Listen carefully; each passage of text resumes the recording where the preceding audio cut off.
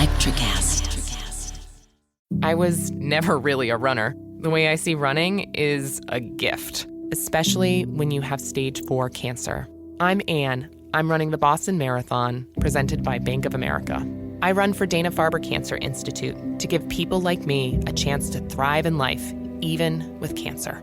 Join Bank of America in helping Anne's cause. Give if you can at BofA.com/supportAnne. What would you like the power to do? References to charitable organizations is not an endorsement by Bank of America Corporation. Copyright 2025.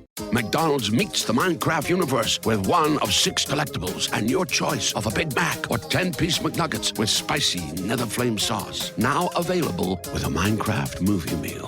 At participating McDonald's for a limited time, a Minecraft movie only in theaters.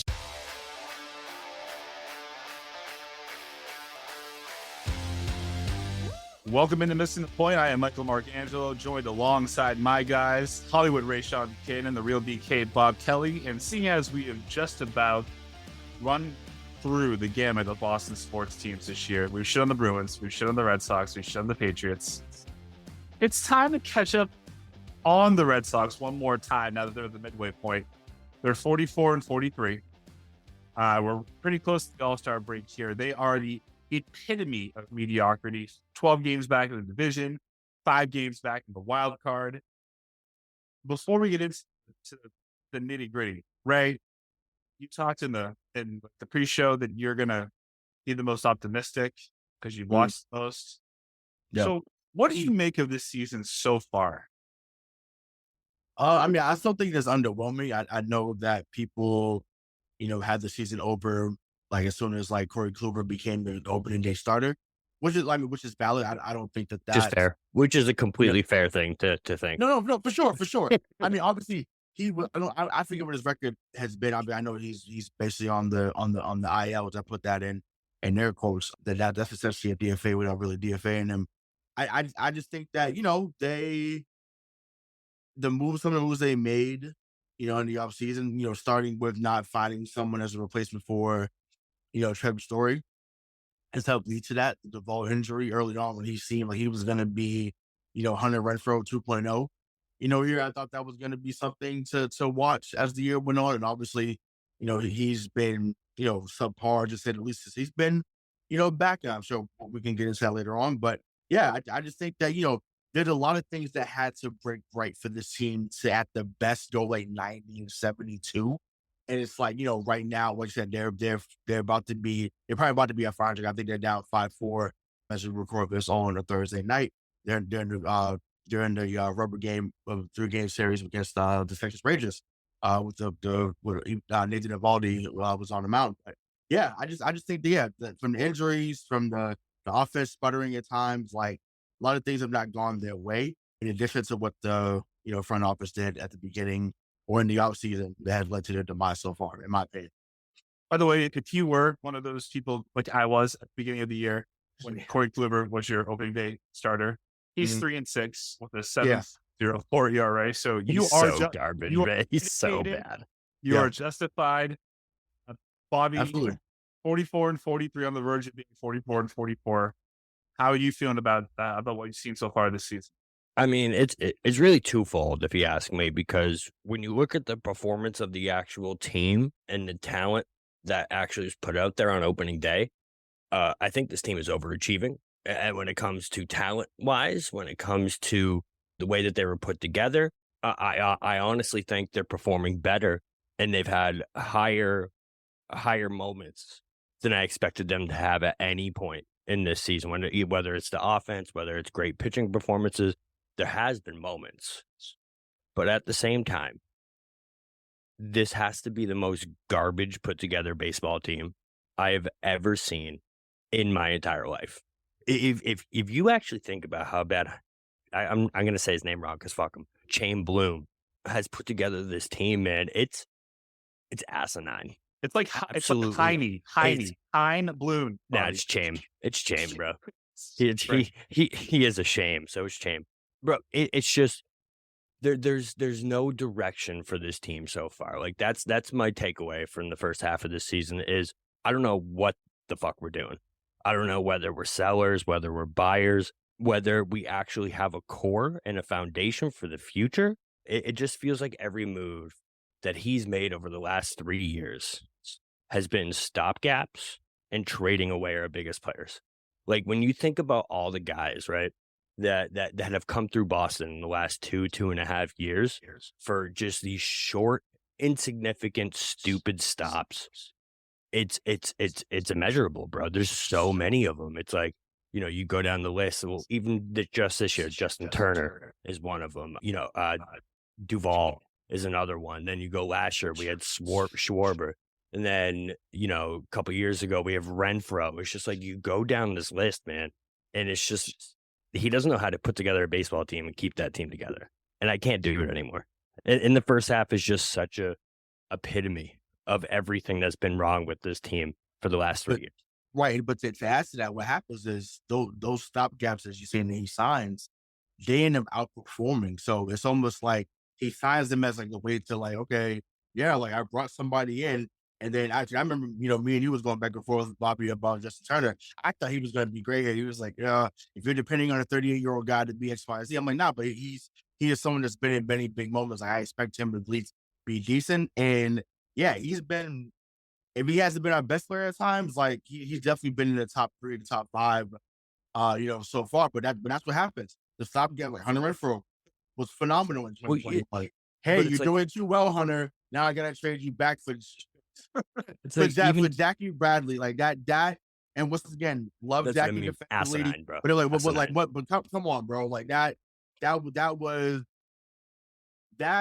a top 5, maybe even top 3 worst move that any GM in Boston's made in our lifetime, past, present, and hell, maybe even future. Like that was bad. That was really bad. This feels like, to your point, Bobby, when you say that this is one of the worst put together baseball teams, and I always rail against Hein Bloom for Tampa. Like he's trying to run a small market team to the big market, but this is like a bad Tampa Bay team for back in the day. I mean, even those Tampa teams, right? So that's what Bloom is supposed to be, right? Yes, we had to ship out these stars, we had to ship out these big names, but what he's supposed to be able to do is win every single one of those trades. And that's what he did in Tampa. He got the Kevin Gausmans, he got the Blake Snells, he got the Wander Francos, he got all these dudes by trading away like James Shields, Evan Longoria. That's how he got all those guys in Tampa. And that's why they're as good as they are now. There is not one move since he's been here, not one, that he has actually won that trade. That yes, there may be, those first 2 years, you definitely, when you trade what it star looks like, you lose. But like 3-4 years down the line, there's at least like a twinkle of hope. There's a dude coming. There's nothing for these moves that Bloom has made. Think about all the guys that have left that we've got nothing for. Nothing. Before you go, Ray, I mean, maybe you can speak to this a little bit too. He's been preaching about the 5-year plan since he got here. Well, we're there, and we're still mediocre. So not to jump on your toes, Ray, but that 5-year plan seems like it was, let's tear down a World Series winning roster in 5 years. That's the only plan I see. Let's think 5 years ago, this team won 108 games. The fuck are we doing, man? Yeah, what are we doing? 108 games. So with Mookie, with Benintendi, happy birthday to him because his birthday today. Yeah, I can't believe he's still in the 30, but I forgot how young he was when he came up here in 2015. But it's just like that. It's wild to me. It's wild to me that team won 108 games, and John Henry ownership said, you know what? I don't like that we won 108 games. Let's fight to win just about 80 games. Because that's what happened the next year. They go 78-84. Obviously, 2020 was just a wipe away because they basically, did most teams hardly competed that year with the exception of us, Tampa Bay at like LA, who said win the World Series. But I mean, I do think, I know we said there's nothing that came back. I do think I don't know if he's going to get voted in because, Charles injured, but if Verdugo becomes an all-star, I think that changes what some, not all of us think about the deal, but what some think about that deal. Connor Wong has been better than, when we, expected, or to some expected. I know some of us on the show didn't think that he was going to be much of anything, but I think that the more that he's been thrusted into that role because of injuries to Reese McGuire and others, I think that he is shown to be someone who runs the bases well. You can't run on him. So I do think those guys have been bright spots there. I think the person that they were looking to be the cornerstone of that deal, you DFA him. So I think that's what people was kind of, scratching their heads like, well, if he was supposed to be the cornerstone of this deal, how do you just like give up on him, prematurely because you have Mayer and York waiting in the wings down at AA. So that's just that's just my take on it. I just think that maybe if Verdugo gets, he becomes a reserve, you look at that differently because once again, he's been here for 3 years. And for him to be an all-star, for him to be as good as he's been this season, outside of the time that he got benched for not running out of play, he's been super consistent. Game winners, game-saving plays at the plate in Toronto recently, and it's just timely hitting. Like he has been the consummate professional most of the time, and he's embraced the city. So I mean, what more? I don't know what much more we can get or want from Verdugo personally, but I get it. It was the attachment to Mookie, and I totally understand that. Yeah, So- I think that there's just like to Bobby's point, Heim hasn't overwhelmingly won a trade. To Bobby's point, right? Like, and maybe it will in the big scheme of things. But Bobby, I want to ask you a question because I'm still just trying to digest. Like, this is the most poorly put together team that you can remember. The biggest thing plaguing this team, in my opinion, is the errors. They lead the MLB in errors. I'm sorry. It's little league errors too, bro. Can't say that. It's such pitiful defense. I've already been corrected on that before. They lead MLB in errors. I What'd you think say, the MLB? It's not the MLB, it's MLB. No, you can't say that. Now I do know. I went back to this research. All of their errors have probably equated to 6 losses. If this team is 50-37, how are you feeling about it? So first I want to go back to the Mookie trade. Of course. In no universe is as Alex Verdugo could win MVP next year. And he's still that trio of players, Connor Wong and Jeter Downs and Verdugo. So I compare Verdugo to Benintendi. That's what I think Verdugo's comparison is. That's the type of player. He doesn't have much power. What? Benintendi was going to be the next guy up here. Right. Or one of the next guys up here. So for sure. But like, it's just that trade will go down in infamy forever for the rest of my life. Yeah. I'll remember forever. Yeah. But to be fair, I mean, we say that now, but like I said, had they got to the World Series in 2021 and somehow won, we're looking at that deal differently. We just are. We can say that now. We were so excited for that run in 2021. It was unexpected as well. I mean, listen, me and Mike went down to the wire. Literally, we're going back and forth like, fucking blew it. And I'm like, I don't know, but they got a chance. And they, that's the championship series. So I don't know. That's the same thing. You win 92 games. You win 92 games, and it's like, oh, let's not win over 90 games, guys. Let's just do enough to make sure the fans come and get a fucking hot dog for $17.50 and a Dell's lemonade, which is really good, by the way. Hot dog. But but the lemonade is phenomenal. But well, it's just like, what are we doing? But to answer my question before we close the gasket, yes, if they were 50-37, yes, we would look at them a lot differently. And what are we talking? We're talking maybe the Marlins series, right? Because the Marlins series was a sweep 2 weeks ago. The Pirates sweep early on in the year. The Pirates were doing really well. Pirates one was bad. The Pirates one was bad. Well, no, it was bad, but it was like, they had a hard start, to the year. So those 2 sweeps there changed the game. But then you think about it, it's like they lose those series, and it's like, well, you haven't listened, you sweep the Yankees, Toronto, and you're just like, what? Like, it's so Jekyll and Hyde, it's ridiculous. But but just to stay on course with your question, like I said, they were 50-37. You're looking at them as buyers at the deadline. And once again, when they were buyers at the deadline in 2021, I mean, once again, I know Robles ended up imploding in the championship series. That but fucking guy. But hey, what he was from August through the rest of September, we're not there without his time. So it's just like moves like that, those little things help.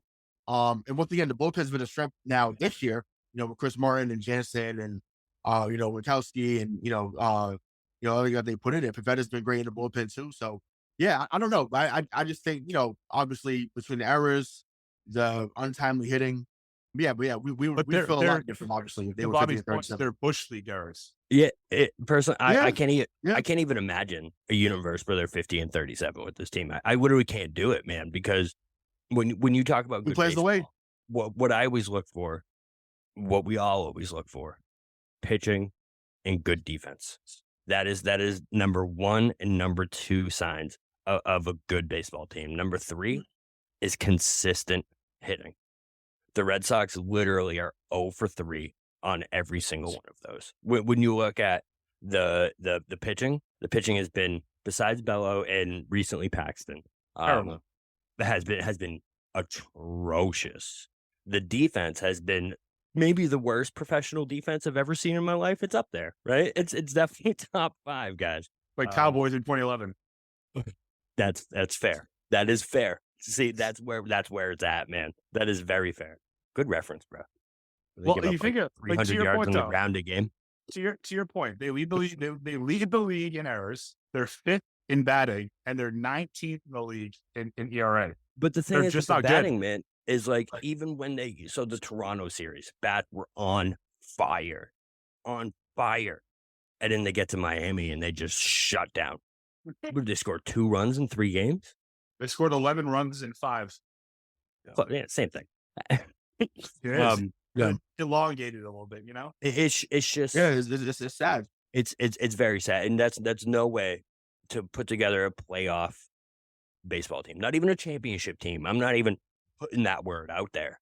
A Yeah. playoff baseball Okay. team. Ray, But it's crazy. But what's crazy, I know you just mentioned with the ERA and stuff but it's like the pitching actually overall, once again, certain people have been still terrible, but overall had started to improve.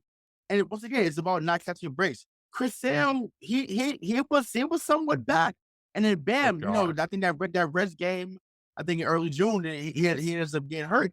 Paxton, I think, not player of the month, but pitcher of the month for the AL. So he's been awesome. That tweet that I talked about with Brayan Bello, I said that if he took a Walker Buehler type leap, I don't know when I said it. I think I said it maybe early April, late May. I mean, maybe late April, early May. And just people was like, "Oh, pump the brakes." I'm like, "Nah." Like, if he takes that leap, like we're in business going forward, and we're starting to see that changeup is filthy, that sinker is filthy, and now he's learning to pitch and not just throw. Like, there's a difference. Before, I think he was just throwing, and because he had great stuff, it was like, okay, I'm just gonna throw here and just see what happens. Now he's pitching to spots. He's making sure he's getting ahead of the count. And when he gets up 1-2-1 or 0-2, that changeup is coming if you're a left-hander. That sinker is coming if you're a right-hander. And he's to fill the 2018 motto, he's doing damage. So we need to get back to that, because when he's on, he's become a stopper. Paxton has been great. Like I said, Sale showed some signs of life before going down. And once again, my guy Pavetta, I'm a big Pavetta guy. I hate to eat to the Love wolf. Pavetta, I think that he at times was nails for us, especially a couple remember, years ago. We talked about it all the time that he was our stopper in 21. Yeah. I mean, Stopper, at one point man. he was, he was kind of like what Chris Heller was at times Exactly. there. And that's what you need. You just- need those type of guys to get there. So, can I just jump in, because you said that that I'm trying to really censor myself here, that Chris Sale, he was back. He was doing better. I said somewhat. I said all the way back. Somewhat back. Yeah, So, somewhat back. He was, now, the only things I care about are wins, losses, and ERA for a starting pitcher. That's all I care about. So then that's strikeouts. 5-2 with a 4.58 ERA.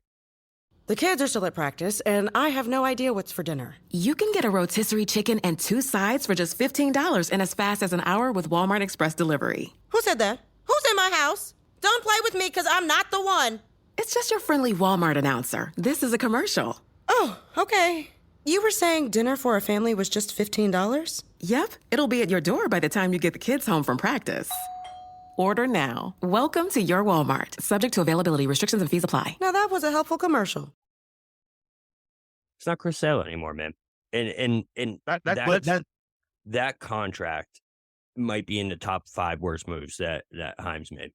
It's so bad, Well, it man. might When you when think it's all about said and done, yes, but at the time, you still do it. Yeah, I Technically. no, get, yeah, I know, I you get it, gotta I do it. get Yeah, it. you gotta do it. But You have to when do it. you think about what we ended up having to lose because we signed someone who clearly was on, I know he won us that World Series. I get it. I know you had to give him that money. Totally get it. But it cost you Evaldi. It cost you Porcello. It cost you all these dudes that are still good pitchers in MLB. And Chris Sale hasn't had a season with more than 10 starts since you signed him to that contract.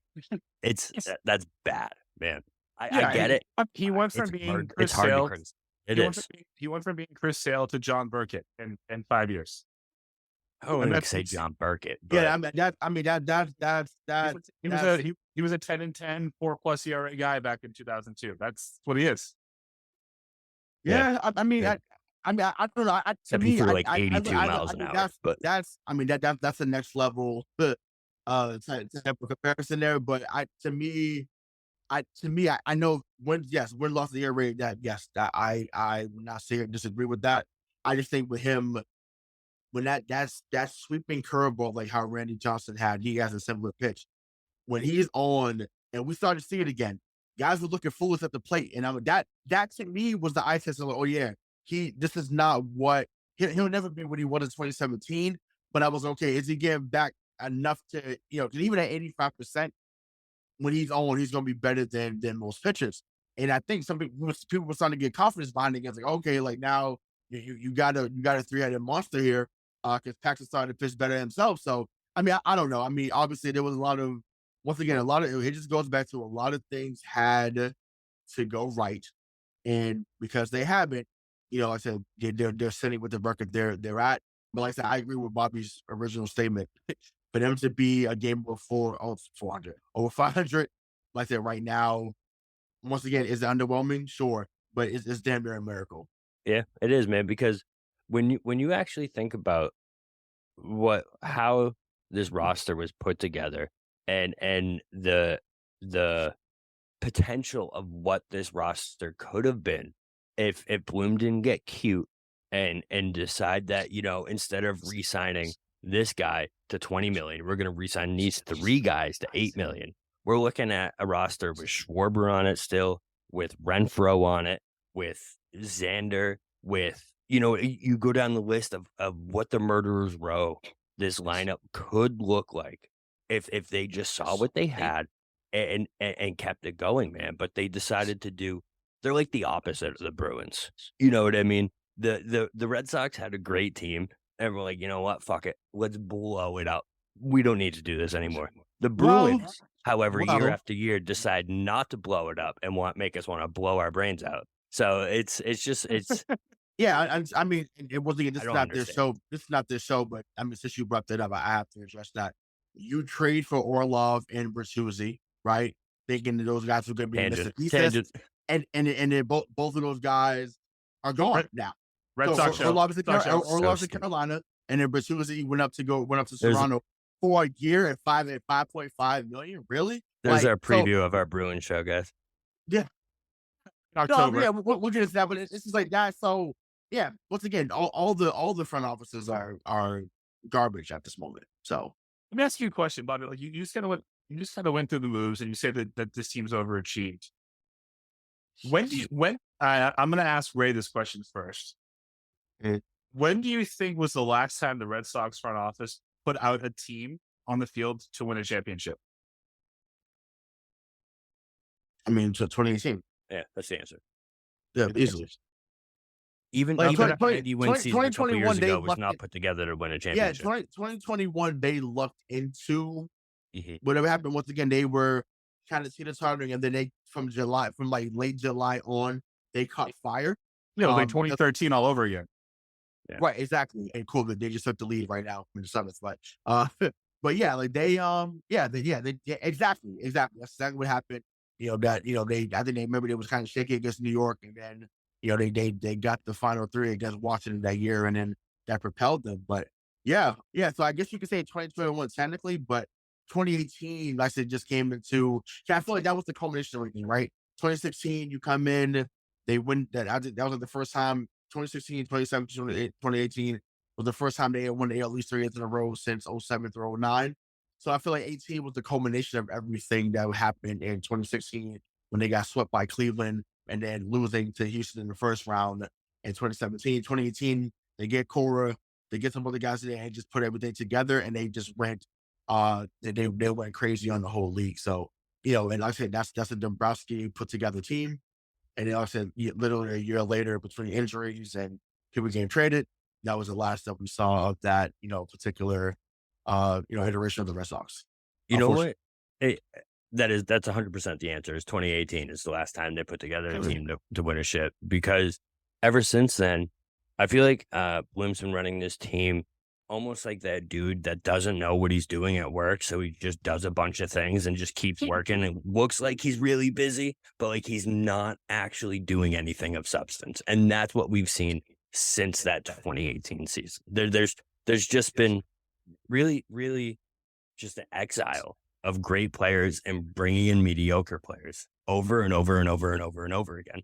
And it's just like, bro, you can't, I've said this so many times on this goddamn podcast, but you can't keep doing the same thing and expect a different result. It is the definition of insanity. Okay, all right. So Bobby, now your turn. It's 5 years since they proactively tried to put out a team to win a championship, and they missed the playoffs this year. How does Bloom keep his job? He can't. If he can't, it would be an insult to all Red Sox fans everywhere if he is still the general manager of this team and making these same type of moves, because we're at the point now where the fans are fed up, and it's clearly showing in the attendance. When you watch a Red Sox game, I haven't seen Fenway Park that empty my entire life. Maz went to the 4th of July game this past weekend, obviously, and he said it was the worst environment that he's watched a Red Sox baseball game in his entire life. He spent 3 innings in that stadium and went from being a positive, like, oh no, they'll figure, to blow it up. I'm sick of this team. He was done. He saw them in person one time. And it was like, blow this entire team up. It's I can't do it anymore. Yeah, I mean, from 2005 to 2019, they averaged, like, Fenway averaged 36,000 people per game. This season, they're 29-1. And that's big for the Red Sox. That is a huge drop off. Do you remember? We definitely don't remember this. Growing up, trying to go to Red Sox games on the day of the game, you would have to line up like 4.5 hours early, and you'd have to wait in this whole goddamn huge line, and there was no guarantee you'd even get tickets. So most times you'd sit there for 3 hours, not get in, and you'd be 100% okay with it. You're like, oh man, we to the Sox, it was great, bro. That now they're giving away tickets. Someone lined up for opening day to get an opening day ticket, and he was the only one in line all day long. Do you know how crazy that? When you think about Boston and the Red Sox, man, this city used to bleed red. Yeah, before they won. Right, but like even 2018, this city loved that team. Think about that. Well, I can't watch them anymore. I barely watch them. Before we move into another segment, right? Think about the 2018 year. It was around this time in 2018, and my favorite was against Toronto. Toronto came here, and I remember X on the call. Obviously, there were Brian's there, and Jay. It's time to party. Yeah, it's time to party. And that's that crowd was on fire. Like, yeah, bro. If they could have came up and body slammed Jay Happ in that moment, like they would have. Like that's how electric that crowd was. So the 13 pitch at bat, and then he hits the grand slam. Like that was like that was just a euphoric feeling. And it wasn't topped until Kike went crazy in 2021, because that was also crazy. I mean, I feel like I was that's the most me and Bobby ever saw. It doesn't top. It doesn't. Oh my God, can you fucking believe it?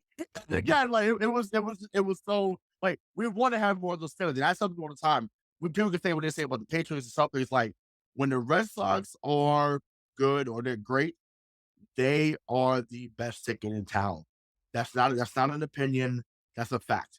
So my thing is, you would think you would want to put a product on the field that's worthy of fan engagement. And right now, that's almost a 25%, decrease. Not to get too math. I'm a math teacher. But yeah, that's a 25% decrease. That's huge. That's a lot. That's a lot of money. There's gonna be a lot of hot dogs that's not being eaten. A lot of lemonades that's not being drank. And it's a problem. It's a problem. Yeah, get this together. So knowing that again, that let's just say that as we're recording the show, they are 44 and 43. So they're just a game above 500. Yep. Trade deadline's August 1st. Bobby, Yep. are they buyers or sellers at the trade deadline? And tell me why. Hey there, travelers. Kaylee Cuoco here. Sorry to interrupt your music, great artist BT Dubs, but wouldn't you rather be there to hear it live? With Priceline, you can get out of your dreams and into your dream concert. They've got millions of travel deals to get you to that festival, gig, rave, sound bath, or sonic experience you've been dreaming of. Download the Priceline app today, and you can save up to 60% off hotels and up to 50% off flights. So don't just dream about that trip. Book it with Priceline. Go to your happy price, Priceline. Neither. I think it's going to be the same. I know I'm such an asshole. It's going to be the same shit that we've seen, man. It's going to be insignificant moves. Listen, personally, I think they should blow it up. I think they should trade Turner. I think they should trade Story. I think they should trade everyone and get back pieces that you can actually build on for the future. Pieces that are actually going to hang around here. Because if you don't, Yeah, but it's Bobby, going to be the why same would story all over again. why would you try to invest in a future when this GM has proved that they're not going to pay their homegrown talent anything once their contract expires? So then what the hell are we doing? What? So The better question is, what is Dave Dombrowski doing? Let me get this straight. So we're not going to pay the guys that we trade for that turn into all-stars, right? We're not going to pay existing all-stars. We're not going to pay all-stars that are already on our team, but we're going to pay all-stars from 5 years ago and bring them in on a $10 million contract and bring all-stars in that have been hurt for the last 3 years. And it's so asinine when you think about the moves that actually we signed Trevor Story for what, 19 mil a year, 18 mil a year, something crazy like that. And Xander Bogaerts left over 8 mil or however much it was, however big the difference was. All that money could have gone to Xander. It's just, it's crazy the moves that have been made without thinking about the impact that they're going to make on your future self. They're just so mean to the future selves where they get into these situations. And you're like, bro, what the hell did you guys do? What just happened? It's crazy, man. If this was, let's put it this way. If this was the Dallas Cowboys, I would literally throw myself out a goddamn window. If this is how they treated this team, because I'm used to it by this point after 4 or 5 years. Like, I'm not even upset about it anymore. But like, for any professional sports team to take a roster that we had and turn it into this and try and sell it to the actual fan base that you're making the right moves for this club is literally fraud. You are frauding the Red Sox nation. That's what Bloom and Henry are doing. Follow that, right? I echo a lot of that sentiment. Like, to me, it's wild that Sam Kennedy and Hein Bloom and John Henry and, the rest of the management crew has really, try to finesse the fan base. Even forget about finessing the fan base, like, but finessing your actual team. Like, these are professional players that their livelihoods are on the line when they win or lose. So for you to put a product out there that's not highlighting them in the best capacity, or in the best light, I should say, that's a problem.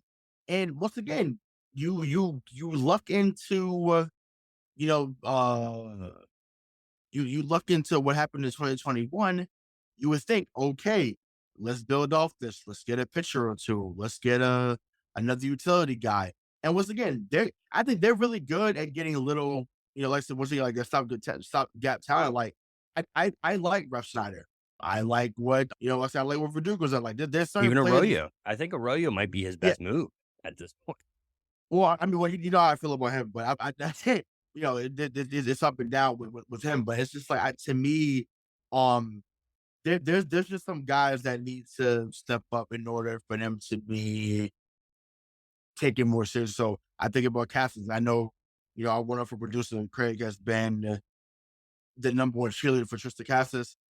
223, 9 home runs, 27 runs batted in.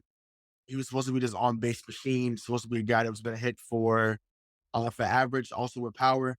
When he gets into a ball, he really gets into one, but, you know, he also gets aggressive when he shouldn't be. So, you know, he has a long way to go. Needless to say, I'll give in this. I won't say neither. I'll say that they're probably going to become sellers. They do. I don't think they're going to become buyers unless they go on like a 6 or 7 game winning streak right now that kind of push them a little bit closer to the wild card. Then maybe that changes their mind. But I do think that they eventually start moving off some deals, you know, because, you know, which is what it is. So, do you think it will actually change their mind? Because the amount of times this season that this team has won 9 out of 15 games and then lost 15 out of 23 games following that, like, how do you get a reading off of it? Well, the reason why I said it, so look, okay, so they just swept Toronto, right? Now they're here playing Texas. Texas was just up 5-3. They're now beating. It's becoming a joke right now. Texas is up. I mean, the rest was up 10-5 right now.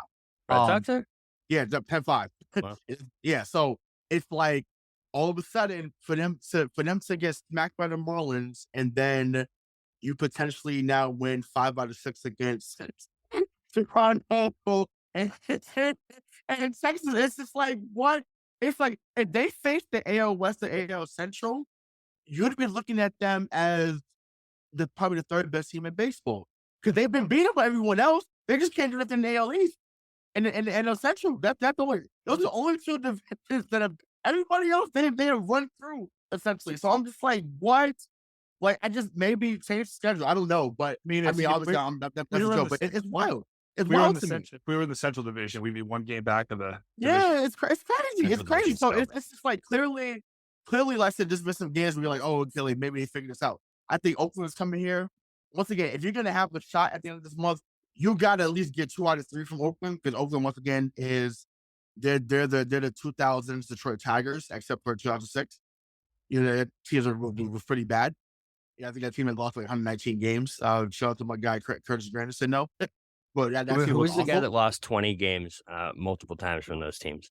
Fuck, what's his name? Oh, I forgot some off the top of my head. You know who I'm talking about, right? I do know who you're talking about, but I forget who the guy is. Right? Crazy. Yeah, so yeah, we'll figure it out after probably. It'll come to soon as Mike wraps it, we'll be like, oh, that's the guy. But yeah, they become sellers though. I just, to me, like unless they dominate Oakland and Chicago, which once again, Oakland and Chicago are not good teams this year.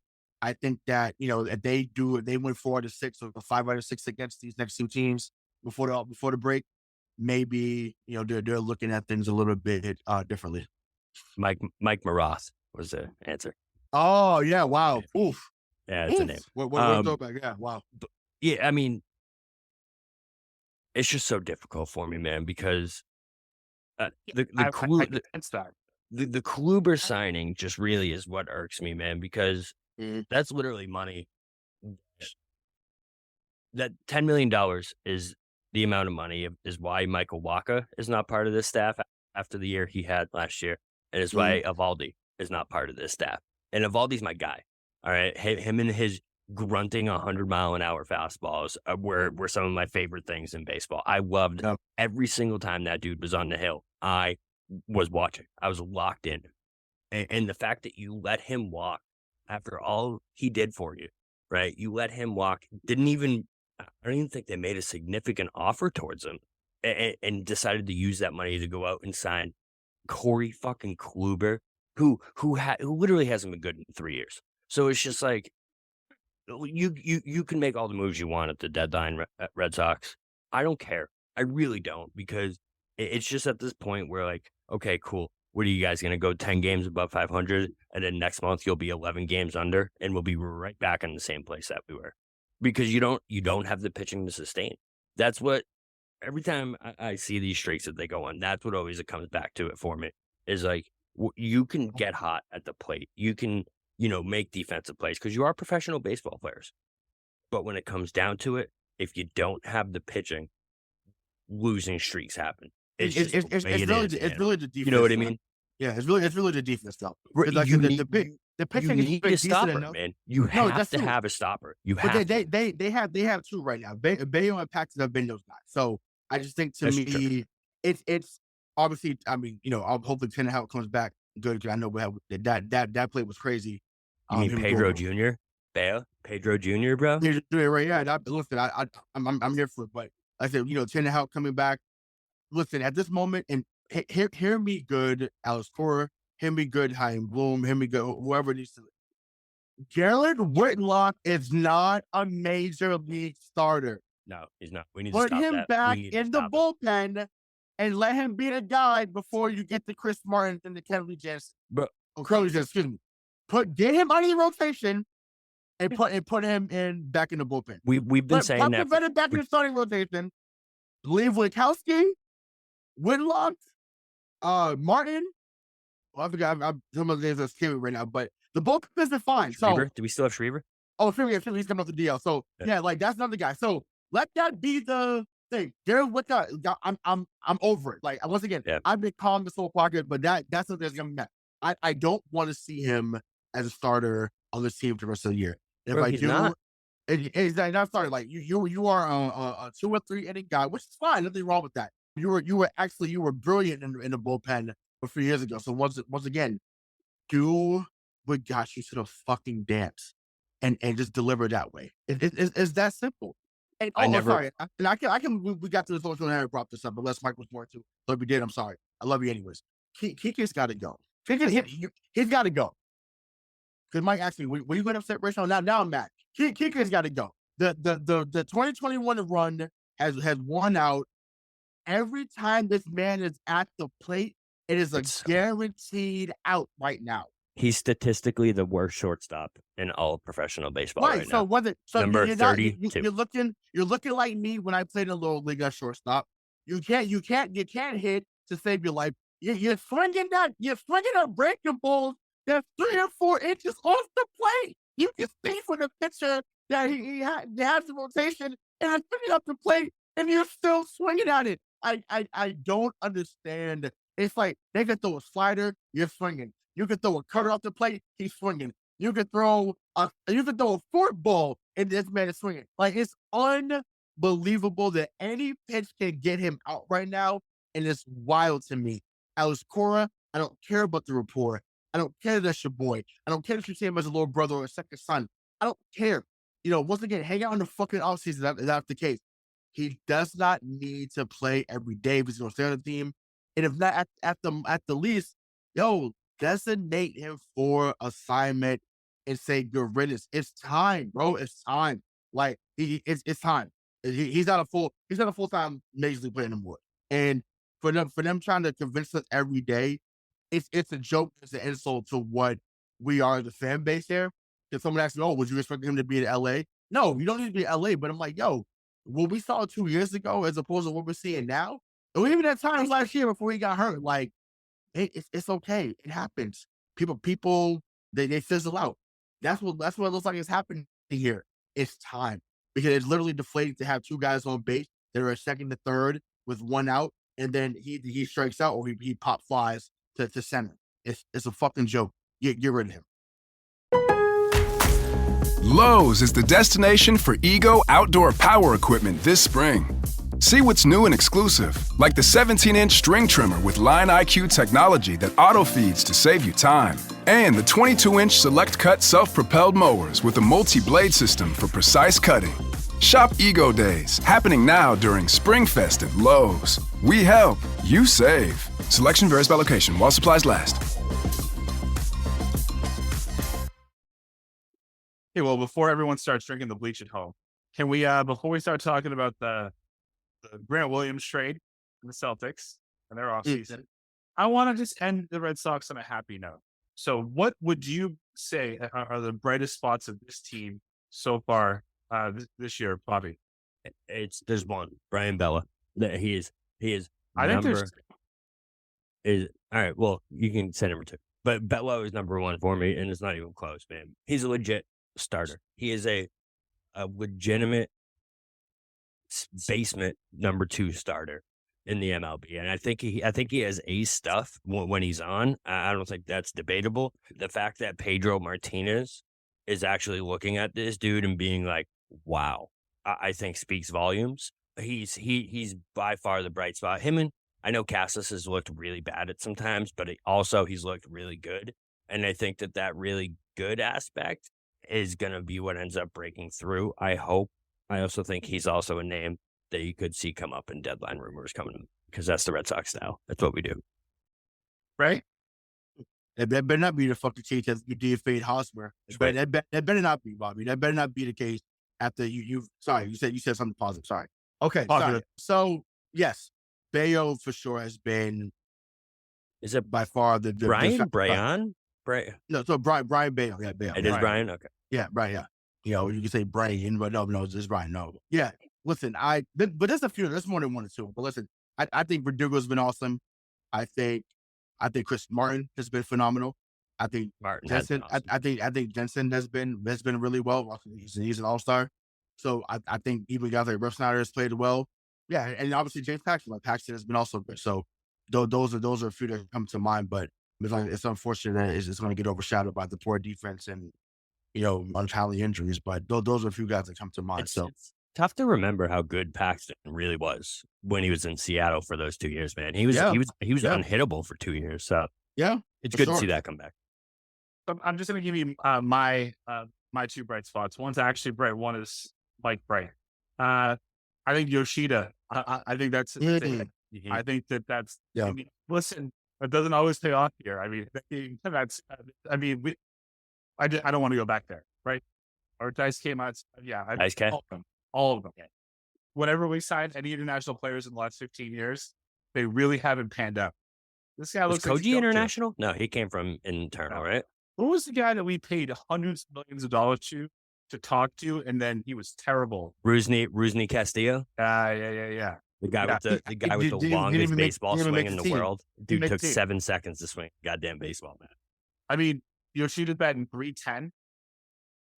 And I mean, I think he's a bright spot for me. He should have been an all-star, honestly. Should have made it over Merrifield. They have a couple on the team, but surprisingly, but you know, it is what it is. The other bright spot for me is we are now approached the exact same amount of time that Chris Sale was with the White Sox as he has been with the Red Sox. Do you want to guess what the innings pitch disparity is? So he was with the White Sox for 7 years. I'll say about 50 innings.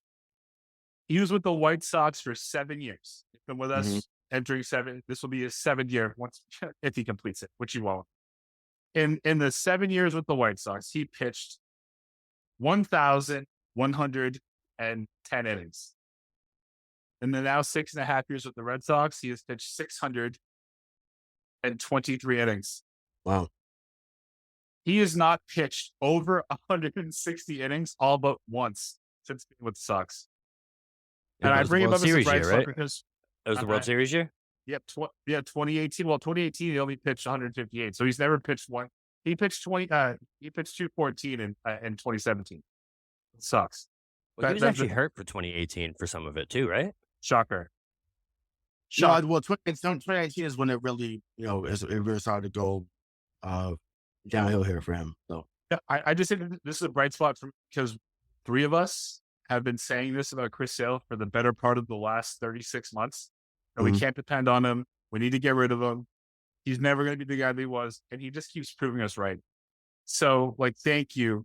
At least this injury happened again while playing or while training, and it wasn't, you know, falling over a car or punching some innocent bystander. Yeah, honestly, I'm here for him. I want him to use steroids at this moment because I don't care. At this moment, like, whatever's going to keep your body together just to get through the season, like HGA something. Because once again, that's what Clemens and Pettit were doing in Houston. Because you cannot tell me them guys were still frontline guys there, but they were on. His man was fucking 18-1 at 42. Like, are you kidding me? Like what? So he's to me, like, it's ridiculous. Once again, it was what the pitch. One more positive note before we get to Grant, and it's something that we were also right about. is going back to what Ray said about Whitlock. The moment the Red Sox announced they were moving him from the bullpen to the starting rotation, I don't know if you guys remember this, but we were all instantly outraged because at that time, that bullpen was garbage and he was the only positive spot in the entire bullpen. So there were so many different aspects of why we knew that was a bad idea. And we're still here 3 years later, and it's still a goddamn bad idea, Red Sox. What the fuck are you doing? Get him back in the bullpen. Sorry, go ahead.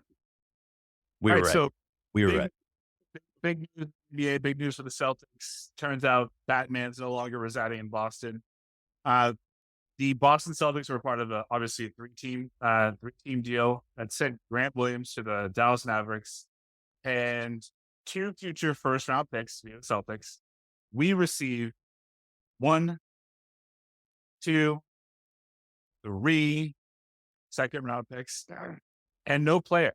So we give up Grant, who then signs a 4-year, $54 million contract, sign and trade. We give them 2 future second-round picks. We receive 3 second-round picks. Is this okay? First of all, Ray, how do you feel about this trade overall? Number 2, is this setting up for something bigger? And what if it isn't? So, look, I'm happy that Grant got his money. I think that I'm all for players getting paid. I know that he fell out of favor, not only on this show, but amongst most of the fan base. So I get that. But, I'm happy for him to get his $13 million a year. I remember, people saying it was going to be, between 17 to 20 mil, which I always thought that was a pipe dream for him to get that amount. But, once again, cashing in, getting 13 mil a year. I think that he'll be a valuable piece down there to some extent. With Dallas, they need guys that can defend, that's going to be around Luka because Luka is not the strongest defender. So I think that's going to be a good for him because sometimes change of scenery is the best thing. Now, as far as what I think Brad's going to do, I've said this time and time again. I'll continue to say this. I am fully on board with Brad, the GM. Once again, I had my concerns with him as the coach after a while. As the GM, he has not let me down at all in his 2+ years of being a GM. To me, he has not missed. Once again, there's going to be moments when that happens. Excuse me, obviously going down the road, but right now, I trust that he's going to figure it out. So, they were able to create a $6 million trade player exception for him. I forget why it wasn't the full 13, but I think it's because of some of the money they signed. It was going to Dallas, so they can only get half of what that salary was going to be. Something along those lines. So, needless to say, there's a guy that fits that CPE that I have been clamoring for since he got out the draft in 2020. And he plays down in Atlanta. And his name is Sadiq Bey. He's getting $4.5 million. And I'm telling you, I don't drive, but I promise you I'd meet him at Logan Airport tomorrow if that was a guy that we were going to get back in the deal that fit under the trade player exception and to extend him. He is the Jay Posey type that we've been looking for. He would be phenomenal here in my opinion. Knows the role, he defends. He's going to hit the corner 3 when out there, and he's just not afraid at the moment. Like I'm hoping that that's the move that it is. But it could be something where it doesn't work out for them to get a major deal done, right? And I know the Bleacher Report mentioned that they're looking to make a seismic deal. I don't think that happens this offseason. I think that may happen maybe towards a trade deadline or maybe even next, offseason. I think Brogdon is still here for 2 more years, at least under contract. So I think they're actively looking, but I think hopefully like Sadiq Bey is the move that they make that helps right now. Then you can make that seismic deal next year because they have a couple of firsts to give away, and then they have about 5 or 6 seconds. So they're in good position, draft capital wise. They just have to make sure they're on that second. Do you really value second round picks in the NBA? Well, I guess now because first round picks, I guess they guarantee you money. So it's like they count those on the cap. So right. If they count those on the cap, it's like you give those away. It's like, okay, you take away some of that money off that's projected off the cap. But with the second round pick, because those aren't guaranteed contracts, that's where it seems to looking to stockpile them because you can get guys that are on non-guaranteed deals, or you can put them on what they call the 2-way contracts, so they can go back and forth between the G League and the NBA. So I think that's why teams are going after it so much now. So I think going between that first tax apron and the second tax apron, I think a lot of teams are going to do a lot of, cap gymnastics to make sure they stay under that as much as possible. So once again, in the immediate, I hope that it's Sadiq Bey, but then long term, if they're able to bring another star here going forward, then hey, so be it. Maximize the talent that you have here. It's so funny that the second round picks made such a renaissance out of nowhere, man. I don't know what happened. It was I forget what trade it was this past year, but all of a sudden it was like this and Jay Crowder deal. 74. Exactly. And 7 second round picks, and all of a Yeah, sudden, and that was wild. I said five second round picks for Jay Crowder. I said, but it's like now wow. all of a sudden every single one of these big deals has numerous second round picks attached to it, and it's like it just came out of nowhere. So that's really the biggest thing that points towards there's another move coming, because in no universe or alternate timeline that we're in is Brad using these second round picks. He's not sitting here like, bro, I got so many diamond in the roughs that are bringing up Baron 18 is not even funny. Wait till you see what I got up my sleeve. That's not happening. If it does, it's like 10 times what DK said 3 years ago, where he's like, I don't want them to take a goddamn pick. I'll be pissed if they do. If they actually use these second round picks, that's terrible. But here's my trade. It hasn't been talked about much until recently. Pascal Siakam.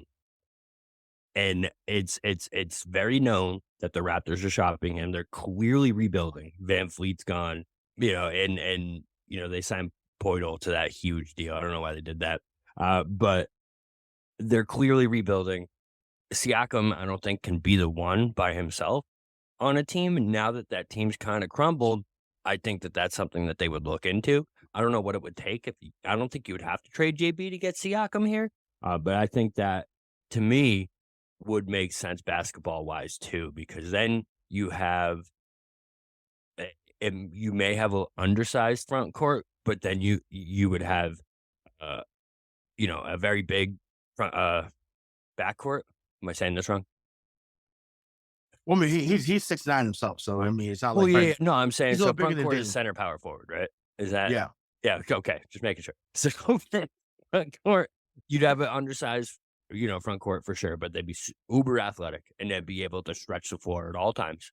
And then you have an oversized backcourt with JT, JB, Smart, or not Smart, and White. Nope, not anymore. No more Smart. White, Brogdon. So I feel like that would be a good balance there too. And again, then you can stretch the court like Ray. You always say score from all 3 levels. Can you imagine a more deadly team from all 3 levels than that? Who are you giving up for Siakam? See, that's why it'd be all those picks. So it'd be every pick that we have. You got to give a player though. Like we got to be realistic. You got to give a player. Brogdon, I guess Brogdon, Pritchard, Williams, and I don't know some rookies. Pritchard's got. Brogdon and Time Lord? Nah. Like if you want to say Brogdon, Pritchard, and the first round picks in it, cool. For Siakam, though, Siakam's good, man. But no, he is. But so this is just me. This is how I feel about it. We talked about this with Just Wade when he came on right before this draft, because they had the guy that I think is Rob 2.0 and Precious Achiuwa. If you put Precious Achiuwa in the deal, I like Precious. Center back, okay. I would do that trade if that was the case. I don't know why Toronto would do that, but again, as a fan and someone was looking to dream, I would take Siakam and Achiuwa if that was the case. But I like Gary Trent Jr. I like his game a lot. I don't know if he got signed to a deal or not. I don't know if he got a qualifying offer for them. Malachi Flynn, who was in the same job as Faye and Pritchard, they played against each other in college. He's pretty good off the bench. But yeah, I do think, to me, I feel like Masai Ujiri would ask for Jaylen Brown in the deal, because just to me, that you wouldn't be doing your due diligence if you didn't at least ask for Jaylen Brown in the return for that type of deal. One thing, I think defensively you become better right away. I think the Siakam's a better playmaker. I don't the ball handling. I mean, once again, we make the jokes. I mean, I don't know. He's not someone that necessarily create with his hands, so I'm not really concerned about his ball handling, but he does move the ball pretty well, and you do know that he's going to defend at a high level. So it's worth talking about. It's worth discussing. I think that would be, really cool. But my thing is, I'm at a point now where I'm just not going to offload JB just to offload. I know that people are upset. I know that people Agreed. think that it needs to be. Well, I mean, we say we can't, but it's like it's happening. Well, not happening, but people are talking about it as if like they should give them away for, a second round pick. Jonathan Kuminga is also someone who fits in that TPE. Back to TPE talk, bro. I love TPE talk. Yeah, I'm very intrigued by Kuminga's game as well. I think Golden State would be foolish to give up on him. Excuse me, if I can talk this early in his career, but they already gave up on Wiseman for a few years ago. So yeah, if you can either get Saddiq Bey or Jonathan Kuminga here, I think Kuminga fits what they're trying to do a little bit more than even Saddiq Bey. As much as I like Saddiq Bey, but yeah, I just think that they need to be on the phone and making those calls to see what happens. But they're far from Dallas. I think their roster still sits at 14, so they're gonna have to add a couple more players, probably from one player from summer league. I want Blake to be back, so I want that on record. I'm a Blake Griffin guy. I thought that he was phenomenal in his role. I think that he deserved a spot back on the team the next year if he wants it. And then that leaves 2 more spots to be filled. So hopefully Saddiq Bey, Kuminga, or somebody that we don't even know yet is on their way to Boston before the summer training camp. There's got to be something because you just gave up a 4 for 58 guy for 2 second-round picks. So But I mean, that's the deal. That's the deal they offered him last year, and he said no. So I think they was like, "Yo, we offered this to you, and now this is the day you taking." It was like, "Yo, good riddance." We also gave Dallas 2 second-round picks. Right. Okay. Yeah. No, we got second-round picks. It was a pick swap, right? It was a pick swap, right? Yep. So we received 2024 second-round pick, 2025 second-round pick swap, 2028 round pick, and we gave the Mavericks 2 future second-round picks. Got you. Okay. Yeah. I mean, people would say, well, why that was the case? Why couldn't you get Reggie Bullock? Maybe they're looking to get someone that's a better fit than Reggie Bullock. Yes, shout out to Reggie. I'm a UNC guy, so I know that he can play. He's found a way to get certain niche in the league. He's been in the league now, I think, for I think at least 5, 6, maybe 6, 7 years now. He's too expensive for them. They weren't going to do that. Well, I don't even know what his current deal is. 15 mil. 15 mil a year for Bullock. Oh, gotcha. Okay, yeah. So yeah, that is a lot now. So yeah. So once again, they got the TV. Figure out if you can get another 3-and-D guy in here that can replace what Grant was doing. Once again, unless you think that Jalen Walsh and O'Shea Brissett can fill that void, which they will some games, don't get me wrong, but it won't be to the point where they're doing that every night. And once again, there's going to be games when O'Shea Brissett is going to turn, he's going to become Willie Lewis 2.0, and there's going to be games when he's Vitaly Batapico. So we just have to be prepared. So just saying. Any final words for you boys on this trade? We just want more. We hope that more is on the way. Yeah, 458 is definitely too rich for my blood for Grant Williams. Totally understand why you didn't match that, but yeah, I need more on this roster. We can't go into this season with this roster. I think it's improved. I think it's different than last year, which I love. But there's a piece missing somewhere. I don't know what it is until they do it. Right. If this goes into the regular season with this roster, there's a I don't think talent from what I think they could be. Right. And another thing before we do head out, for those fans that believe that they lost so much grit and toughness with the subtractions of Grant and Marcus, I want you to look back no further than May 29th, 2023. They were on the floor, and when you hear Eddie Palladino say Miami Heat 103, the Boston Celtics 84, your Miami Heat are your 2023 Eastern Conference champions. Why you got to do that to me, Ray? Why you got to do that? Well, no, I'm saying, I'm like, we're saying, but I'm like, people are crying about they lost so much toughness, but I'm like, the same fucking toughness you're talking about was on the floor, and Miami took their heart, as Mike was saying. Took their heart. Fair.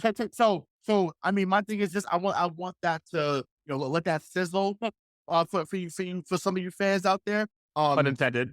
Pun intended, big time. Let it go. Let it go. This team needed a shift, and ironically, you could bet your bottom dollar that the energy is about to shift. So believe that. That was a very smart take you had there, Rick. Great.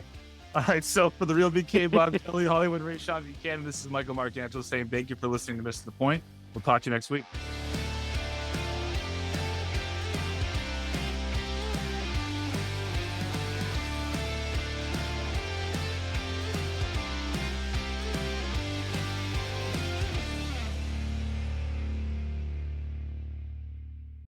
Hi, I'm Sherilyn Fenn from Twin Peaks. What did you do on your last Saturday night? Did you hear something? Toilet paper. There's none. Nada. The reserves have gone dry. People are hoarding it. I should have done that. They're all out of hand sanitizer at my Target. Mark, when did you last watch the news?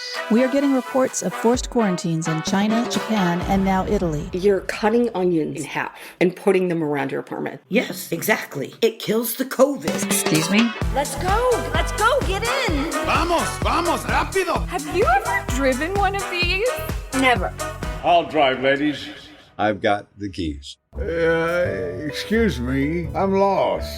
I'm looking for my wife. I got turned around. Join me, Eric Roberts, Jennifer Elise Cox, and Ed Asner for The Last Saturday Night, an Electrocast podcast. You'll love it. Electrocast. Electrocast.